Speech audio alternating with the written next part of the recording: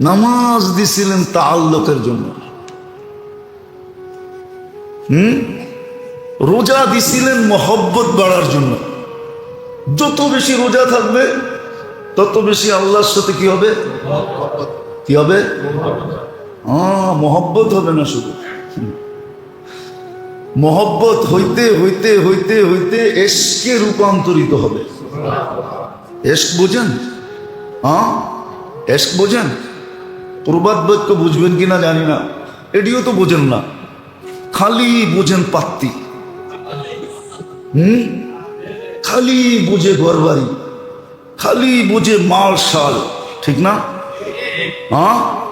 এশক যখন হবে, রোজা দিছিলেন মহব্বতের জন্য, মহব্বত বাড়বে। নামাজ কিসের জন্য দিছিলেন? তাআল্লুক, সম্পর্ক বাড়বে। কলেমা কিসের জন্য? পরিচয় বাড়বে, খুলে আসবে কে উনি। তাআরুফ, আরবিতে বলে তাআরুফ, নামাজ বলে তাআল্লুক, রোজা বলে যাকাত বলে মোহাব্বত। যাকাত বলে, ভুল বলছি আমি, যাকাত হলো মোহাব্বত বাড়বে। যাকাত আর দান, খয়রাত, সাদকা, যে যত বেশি করবে তত বেশি কি বাড়বে? কি বাড়বে? मोहब्बत ही सिखा देता है आदब मोहब्बत को। কি বোঝেন নাকি? কিছু বোঝেন? আরে ওনারে জিগে কিছু বোঝেন উর্দু সুর্দু? मोहब्बत ही सिखा देता है आदब मोहब्बत को। তো যাকাত, দান, খয়রাত, সাদকাত, এটা ছিল মোহাব্বত বাড়বে। বাড়তে বাড়তে বাড়তে বাড়তে বাড়তে একদিন এশক হয়ে যাবে। এশক কি? কি? এশক, এশক হয়ে যাবে। এটা ফার্সিতে একটা প্রবাদ বাক্য আছে, মান তু সুদি, তু মান সুদি, তুমি আমি হয়ে যাব, আমি তুমি হয়ে যাব, আমি তুমি হয়ে যাব, তুমি আমি হয়ে যাবে। এটার নাম হলো এশক। এটার নাম হলো কি? দুইটা মিলা কয়টা হয়ে যাওয়া? একটা এশক। এটা হলো রোজা। এটা হলো কি? যত বেশি রোজা থাকবে বোঝা যাবে এর ভিতরে এশক আছে। কি এশক? আল্লাহ খায় না, ও খায় না, আল্লাহ পান করে না, ও পান করে না, সারাদিন বুকা পড়া আছে। আরে খানা খাও নেই তো চতুর্দিকে, না রোজা। কি কইতে পারে না, এশক হয়ে গেছে। এশক কি? কি এশক? এশক মানে কি? তুমি আমি, আমি তুমি, এটার নাম হলো কি? এশক। এশক হয়ে গেছে। আর এশক যখন হয়ে যায় তখন একটা প্রবাদ বাক্য সত্য হয়, শিশিরে ভিজে না মাটি বিনা বর্ষণে, চিঠিতে ভরে না মন বিনা দর্শনে।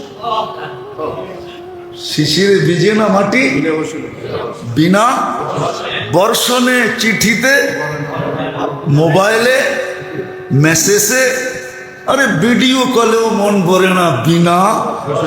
এটার নাম হইল হজ, জিয়ারত। তখন হজে চলে যায়। তুই যাও হজে, কোন জায়গায়? মক্কা। কয়টা আবার কি? আল্লাহর ঘর। বাড়িতে যাবো, বাড়িতে। কি ওই যাবো? বাড়িতে। এটা আত্মার খোরাক ছিল।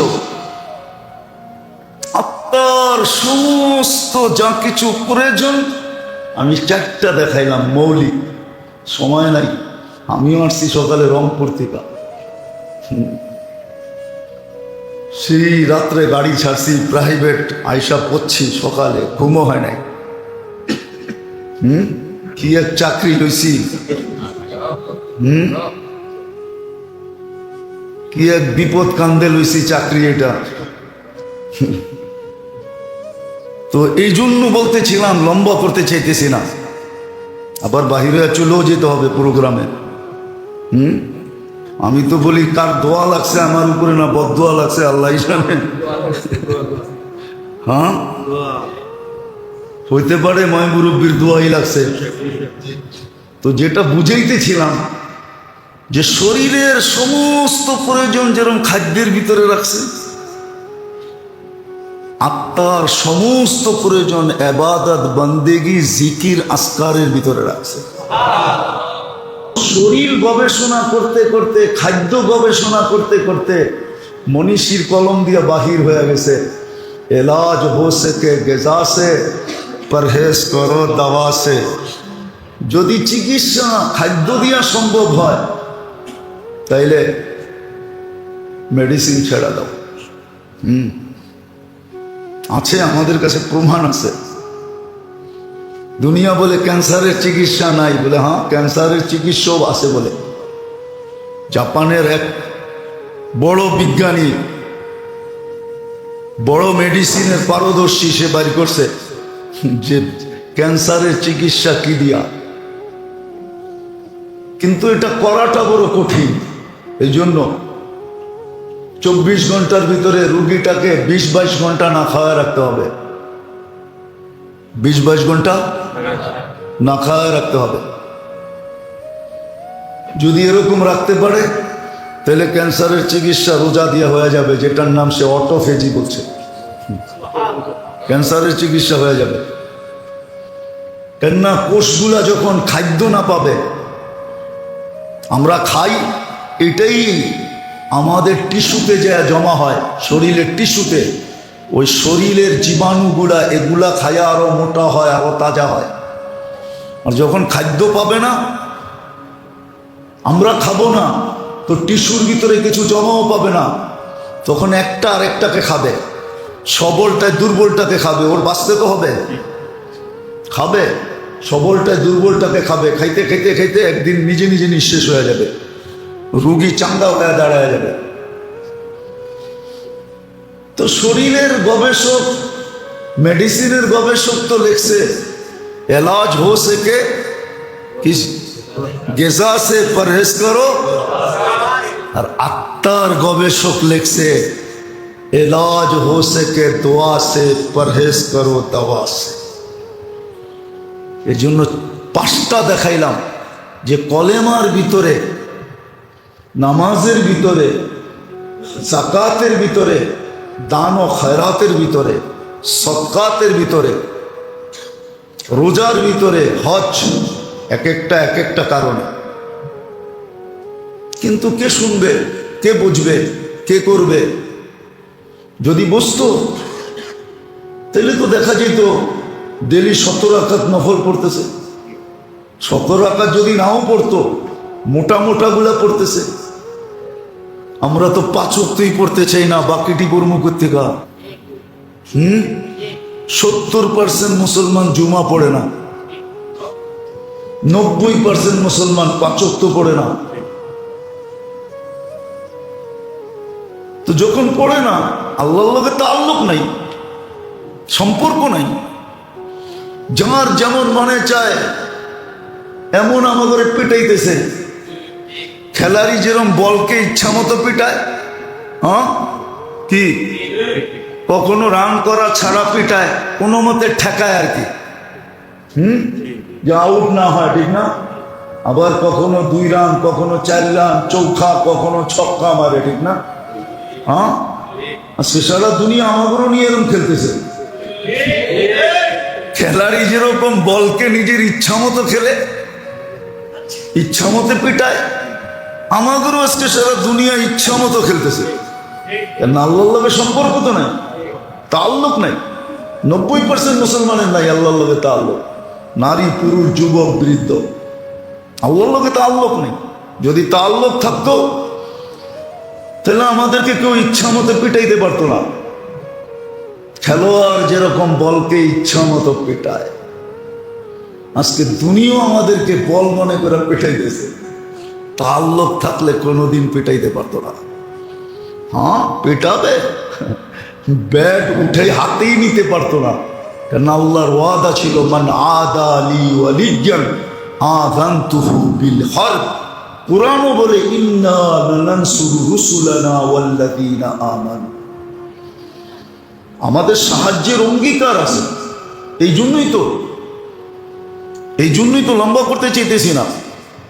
এই জন্যই তো একজনের জন্য ফেরেশতা আসছে, আজকে 60 লক্ষের জন্য ফেরেশতা আসে না, 250 কোটির জন্য ফেরেশতা আসে না, অথচ একজনের ডাকে ফেরেশতা চলে আসছে।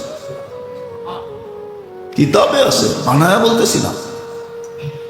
একজনের জন্য ফেরেশতা, একজনের জন্য সাহায্য, একজনের কথার কারণে, তাও পুরুষ না নারী।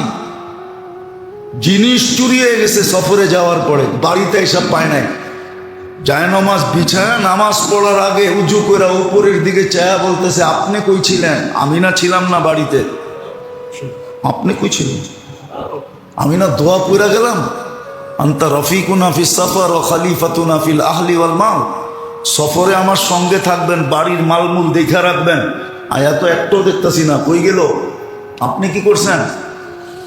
তো এক চাক্কি গেছে পুরান, আল্লাহ নতুনটা পাঠায়া দিছে। এক বকরি হারাইছে, 2টা বাড়িতে পাঠায়া দিছে। আর কুরআনও বলে ফাউসরুন বাইনা ইউসরাইনি ইদা ফাক্কারতাহু, কবিও বলে ফাউসরুন বাইনা ইউসরাইনি ইদা ফাক্কারতাহু ফাফরা, ইদা শাদ্দাত বিকাল বালওয়া ফাফাক্কির ফি আলাম নাশরাহ লাক, ফাউসরুন বাইনা ইউসরাইনি ইদা ফাক্কারতাহু ফাফরা, ইন্না মাআল উসরি ইউসরা, ফাইন্না মাআল উসরি ইউসরা ওয়া ইন্না মাআল উসরি ইউসরা। কুরআন বলতেছে। এই জন্য মেরে দোস্ত আসেন, শুধু গপ গপের পিছে থাকেন না। গপ গপ বোঝেন? এটার পিছে থাকেন না, ইবাদত বন্দেগী করেন, আত্মার খোরাক দেন, কাজে লাগবে। আল্লাহ আমাদেরকে পূজার আমল করার তৌফিক দান করেন।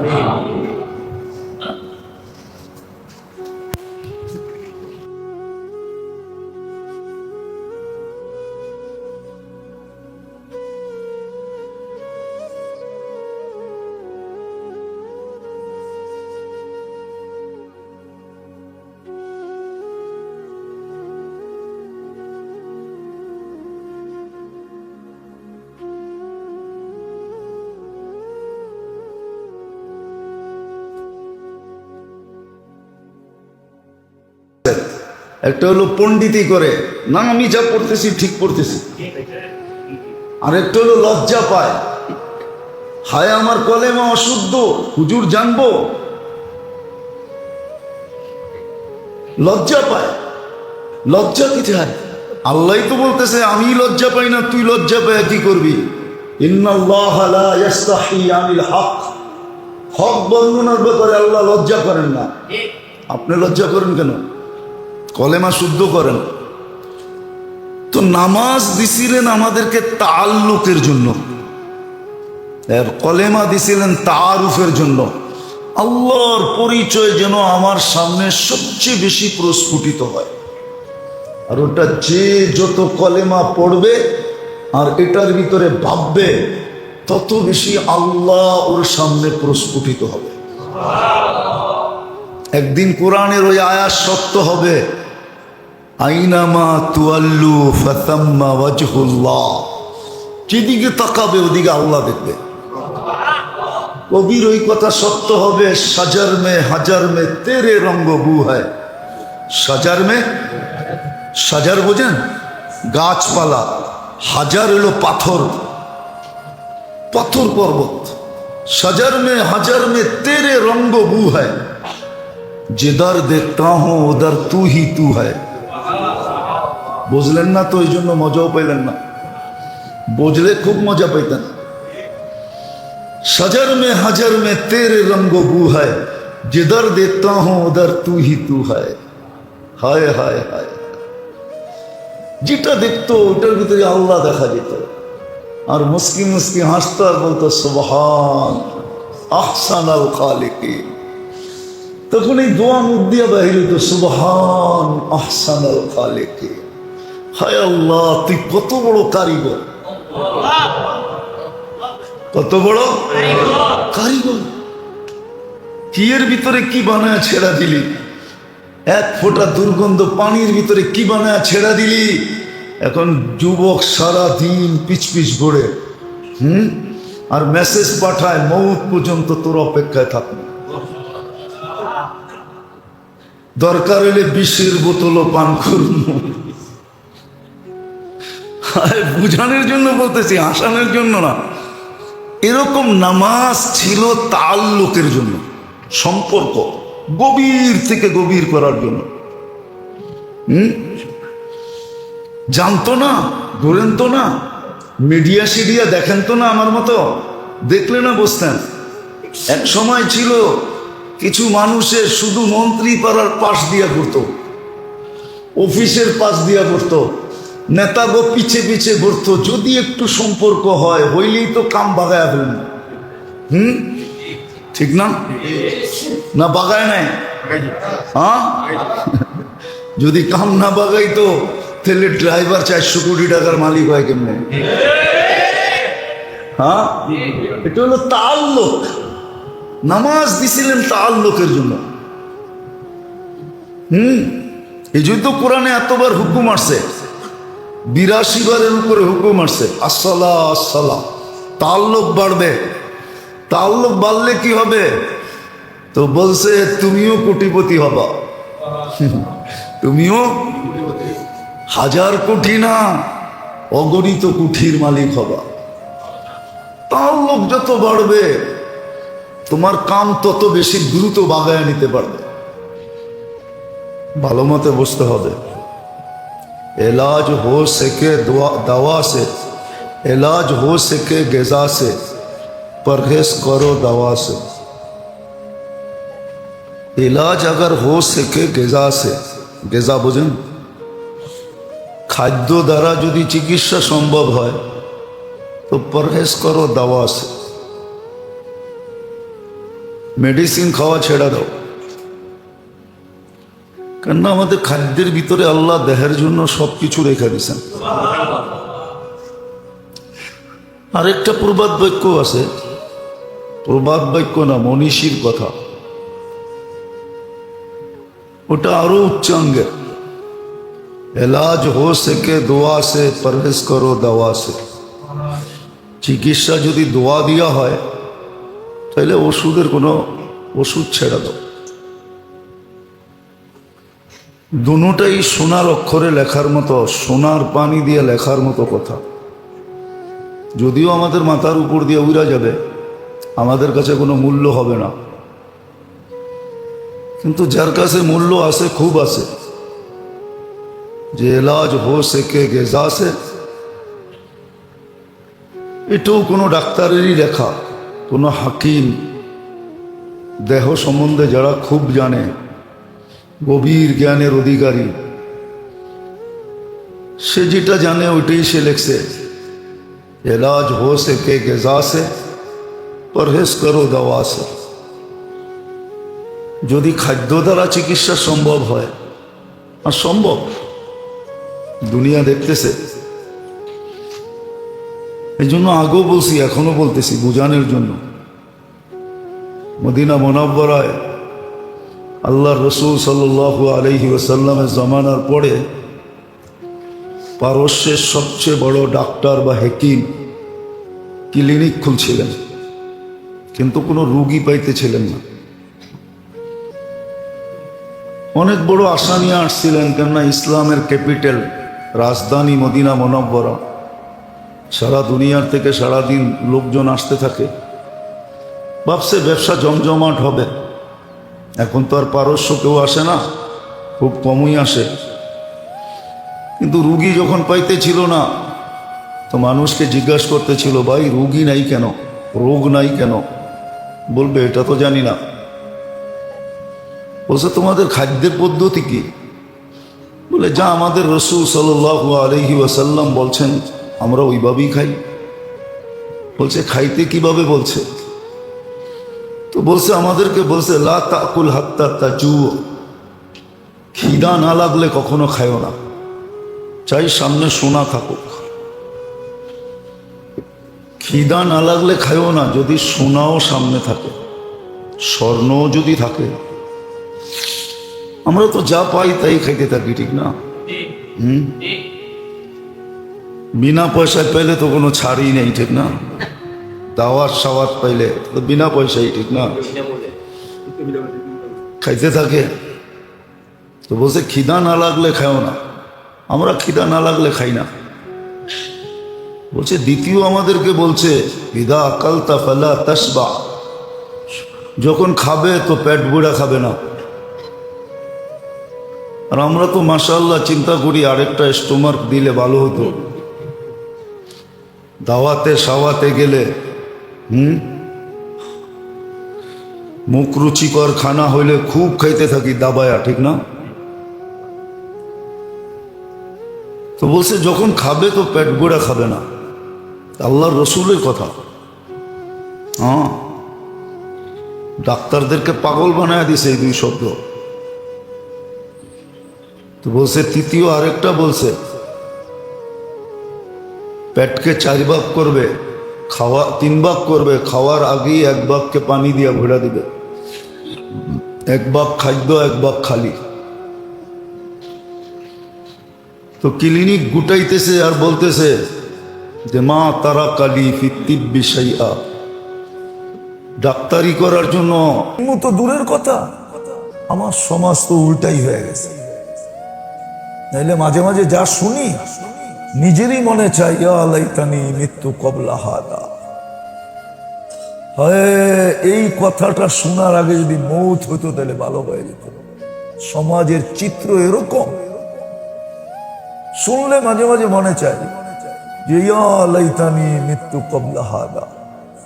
এই চিত্র, এই কথা শোনার আগে মৌত হয়ে গেলে ভালো হতো, তাইলে এই কথাটা আমি শুনতাম না, এই চিত্র চোখে দেখতাম না। আমি খুলে বলতেছি না আপনাদেরকে, ইশারাই বলতেছি। আছে আমার সমাজে, আছে এরকম। সমাজটা এরকমই হয়ে গেছে। কে কারে ধোকা দিবে, কে কাঠটা সিনায় খাবে, এরমই না? এরম না, কি কারে ধোকা দিবে, কে কাঠটা সিনায় নিবে, কে কাউকে 9-6 করবে। এটারই মনে হয় বাজার এখন চলতেছে গরম। কিন্তু এটাও সত্য, অচিরে আসতেছে।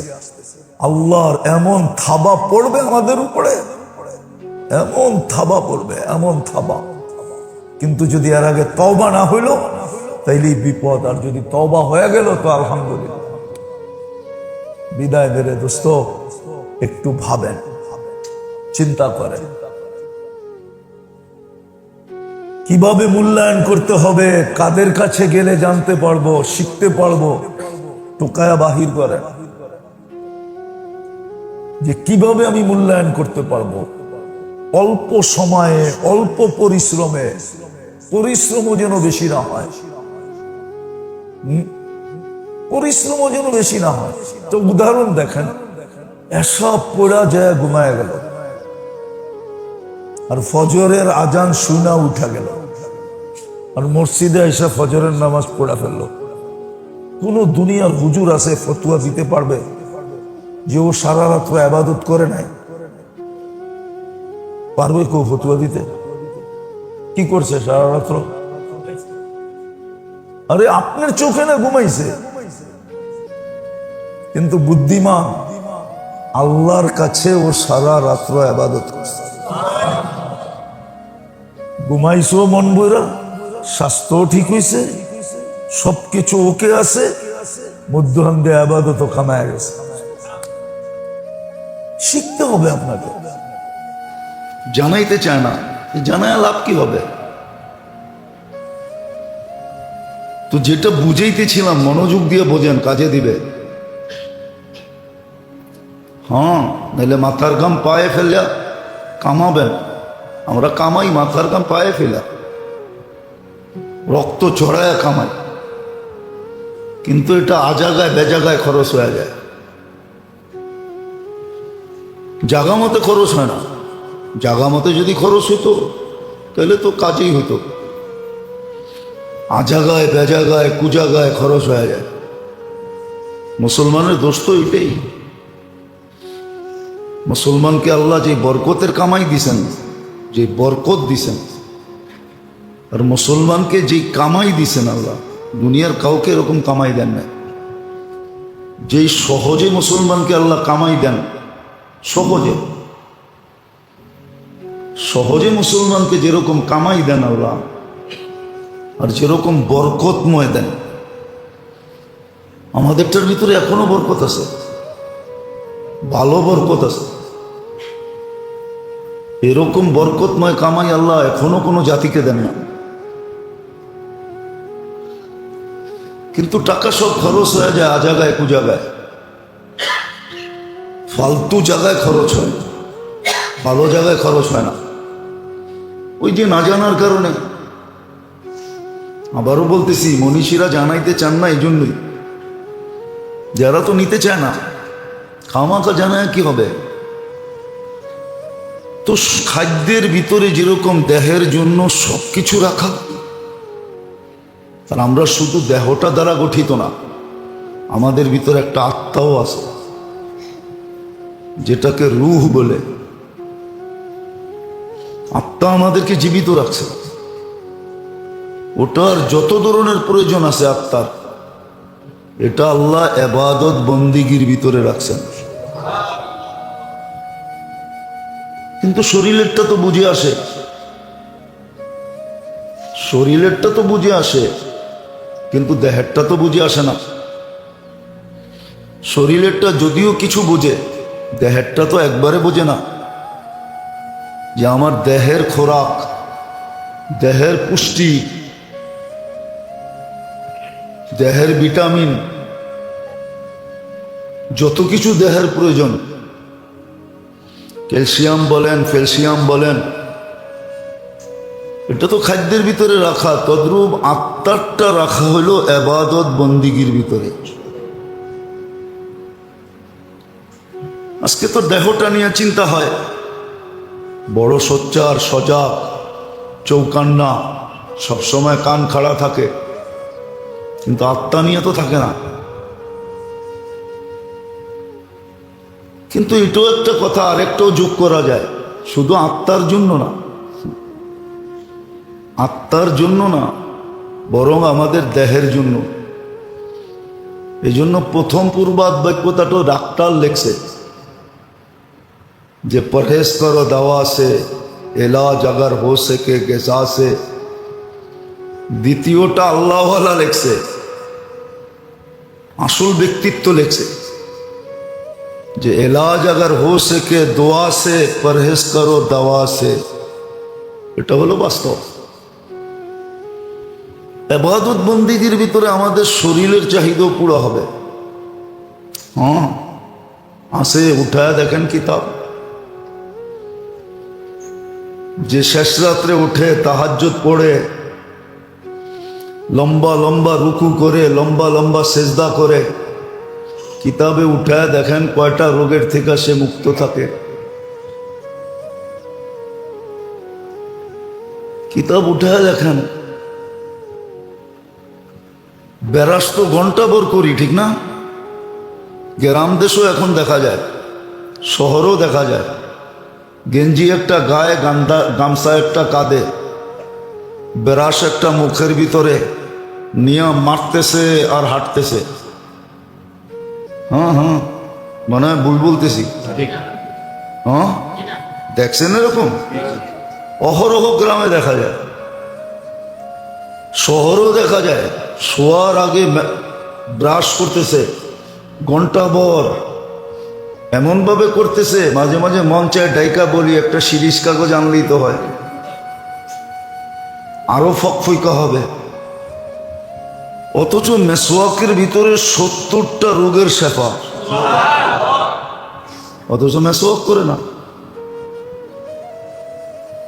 মেসওয়াক, অথচ ব্রাশ করার ভিতরে কয়টা রোগের শেফা? কোনো ডাক্তার বলতে পারবে একটা রোগের শেফা? চ্যালেঞ্জ, ওর কিতাবে লেখা আছে কিনা? নাই তো, ডাক্তার একটাও চোখে দেখতেছি না। শুধু মুখটা পরিষ্কার হবে এটাই তো, কিন্তু মেসওয়াকে তো 70 রোগের শেফা। যেমন ইবাদত তেমন শেফা, আরোগ্যতা আছে। এই জন্যই লিখছিলেন এটাও কিন্তু দোয়াই, মেসওয়াক ও দোয়া। এই জন্যই আল্লাহওয়ালা লিখছিলেন এলাজ হো সকে দোয়া সে পরহেজ করো দাওয়া সে। দোয়া দিয়ে চিকিৎসা করো, দাওয়া দিয়ে না। দোয়া দিয়ে চিকিৎসা করো। আসলে একিনই নেই আমাদের। যতটুকু ভিতরে একিন থাকা দরকার আজকে আমাদের এতটুকু নাই।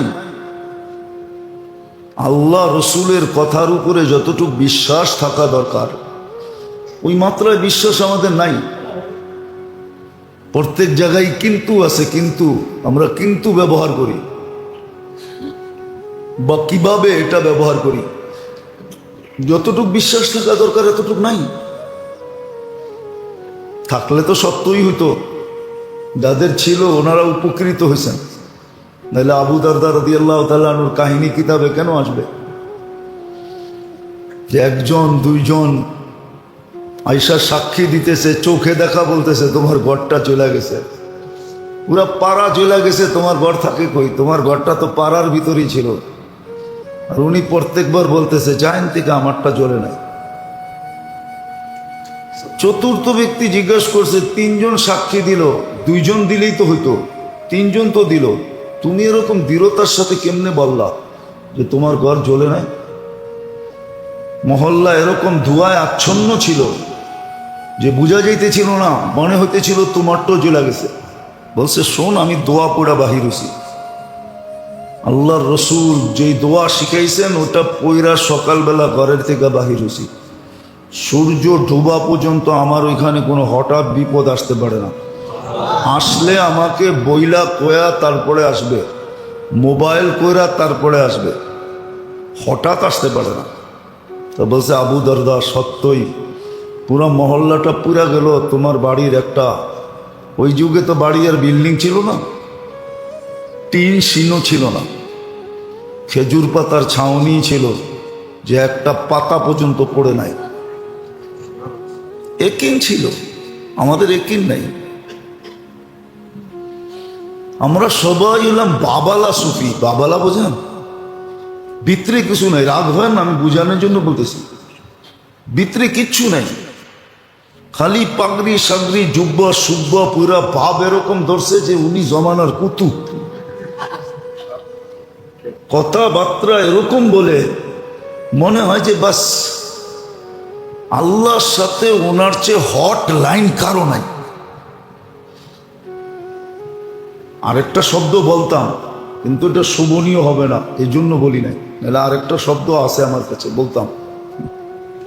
রাগ হয় না, কিন্তু বোঝানোর জন্য বলতেছি। আসলে ভিতরে কিচ্ছু নাই, ভিতরে কিচ্ছু নাই, ভাব ধরে চলে। জুমার দিন দেখবেন কিছু লোক আসে সমাজের সাইজা গাইজা পারফিউম সারফিউম পাঞ্জাবি সানজাবি এরকম আসে, সবার শেষে সবার মাথার উপর দিয়ে টপকাইতে টপকাইতে সামনে আসে, ভাবভঙ্গি এরকম দেখায় যে মনে হয় বাস আল্লাহরে মনে হয় একবারে নামায়া লোকে নিয়ে আয়া করছে। সেটি হলো ভাবভঙ্গির সুফি। আমরা সব বললাম কি ভাবভঙ্গির সুফি। এটার একটা শব্দ আছে কিতাবে আরবিতে, ওজব বলে এটাকে, ওজব, ওজব আলা, এরা ওজব, নিজে নিজে নিজেকে অনেক কিছু ভাবে। আসলে টোকাইলে দেখা যাবে ভিতরে কিচ্ছু নাই, ভিতরে কিচ্ছু নেই, কিচ্ছু নেই। আমরা দেখি মাঝে মাঝে দেখি, মাঝে মাঝে দেখি যে লেনদেনে এত কাচ্চা, লেনদেনে একবারে কাচ্চা, এত কাচ্চা যে বলা বাহুল্য কাচ্চা, অথচ সারা দুনিয়া মনে করে ও বড় কুতুব। কেন না বেশভূষাই এরকম, বেশভূষাই এরকম। যাক, এটা আমার আলোচ্য বিষয় না, কথায় কথা চলে আসলো এই জন্য বললাম। তো শরীরের জন্য যেরকম খাদ্যের ভিতরে আল্লাহ শরীরের সমস্ত প্রয়োজন, সর্ব ধরনের ভিটামিন বলেন, ক্যালসিয়াম বলেন, প্রোটিন বলেন, যা কিছু তা বলেন, যেটা শরীরের দরকার ওটা খাদ্যের ভিতরে রাখা। এমনকি আমাদের পানির ভিতরে পর্যন্ত রাখা। হ্যাঁ, নাইলে ডাক্তার কেন পরিমাণ বলবে এতটুকু পানি খান? চিকিৎসা আছে দুনিয়াতে, আমরা করি না, চাইনিজরা করে চিকিৎসা। ওদের 70% চিকিৎসা হয় পানি দিয়া, পানির তরতিব দিয়া, এমন তরতিবে পানি পান করে। হ্যাঁ, আল্লাহ দিছিলেন আমাদের দেশে পাটের শাক, তো শুধু আমরা কি করে খান? ডাল দিয়েই খান, নাইলে এমনি ভাজি করে খান, ঠিক না? হ্যাঁ, এটুকুই তো শিখছি, আর তো শিখি নাই। যা দেখেন চায়নারা পাটের শাককে দিয়া খায়, আমরা তো শুধু সাজনা খাই, ঠিক না? তাও অনেকে খায় না। কি কেউ সাজনার নাম শুনলো নাক ছিটকায়। আঠাযুক্ত না, ওই যে একজন নাক ছিটকাইতেছে, সাজনা পছন্দ করে না, সাজনা পছন্দ করে না। অথচ যা দেখেন ব্রাজিলে সাজনার শিকড় পর্যন্ত, পুরা গাছ তো গাছ, পাতা তো পাতা, শিকড় পর্যন্ত এক্সপোর্ট হয়। যান সান ফ্রান্সিসকোতে আমি নিয়ে যাবো আপনাদেরকে, আমেরিকার কত বড় ফ্যাক্টরি, শুধু সাজনা দিয়ে ওষুধ বানায়।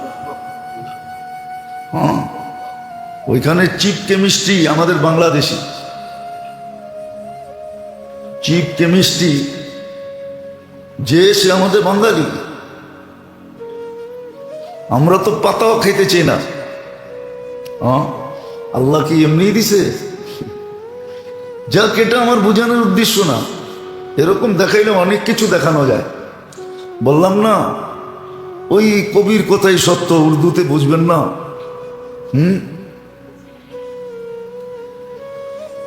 রাজে মনরা দিল সে উতরা কাবেলে বয়া নেহি, কিসসে কাহুঁ কোন শুনেগা কাবেল হে সামনে নেহি। বেদের কথা তো অনেকই আছে, কিন্তু বলবো কাকে? কে শুনবে, কে বুঝবে? এই জন্য কবি লিখছে, রাজে মনরা দিল সে উতরা কাবেলে বয়া নেহি, কিসসে কাহুঁ কোন শুনেগা কাবেলে সামনে নেহি। শোনার তো কেউ নাই,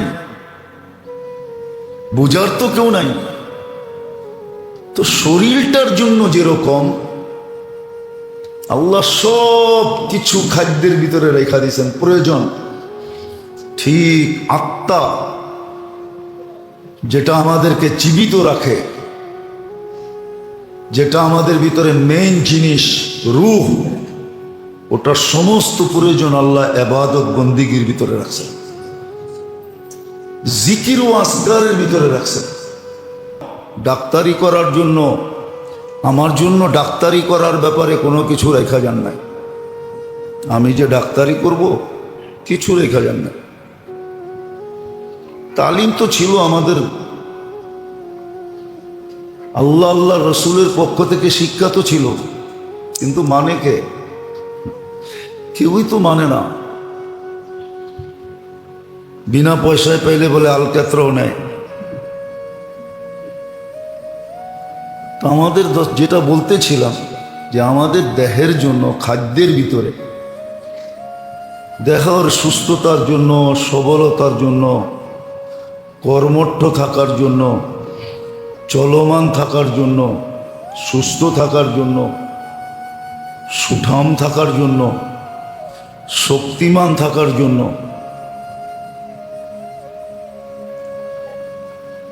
আল্লাহ খাদ্যের ভিতরে সব কিছু রাখছেন,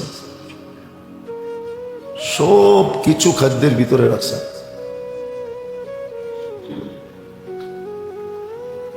এই জন্যই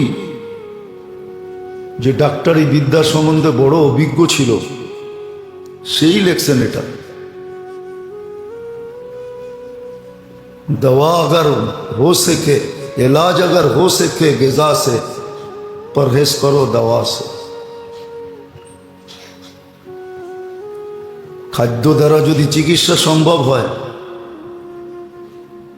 খাদ্য দ্বারা যদি চিকিৎসা সম্ভব হয়, তাইলে এই আধুনিক মেডিসিন থেকে দূরে থাকো। তো যেরকম আমাদের খাদ্যের ভিতরে দেহের জন্য সর্ব ধরনের ভিটামিন এবং প্রোটিন রাখা,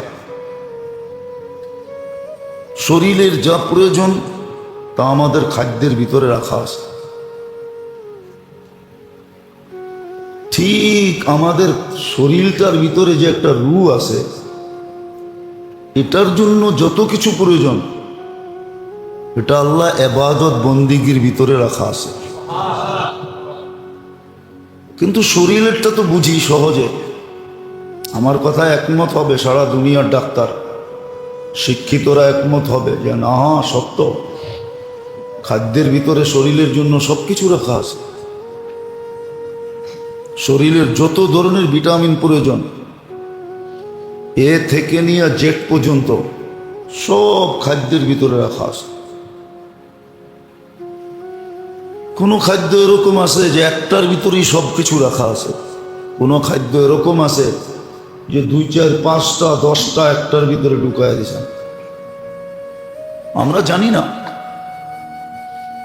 আমরা জানি না, এই জন্য ব্যবহারও করতে পারি না। আবার ব্যবহার পদ্ধতিও জানি না যে কিভাবে ব্যবহার করতে হয়। খাদ্য পদ্ধতিও আমরা জানি না যে খাদ্যের পদ্ধতি কি হবে, এটাও আমরা জানি না। খুব কম মানুষ জানে। যারা জানে তারাও প্রচার প্রসার করে না।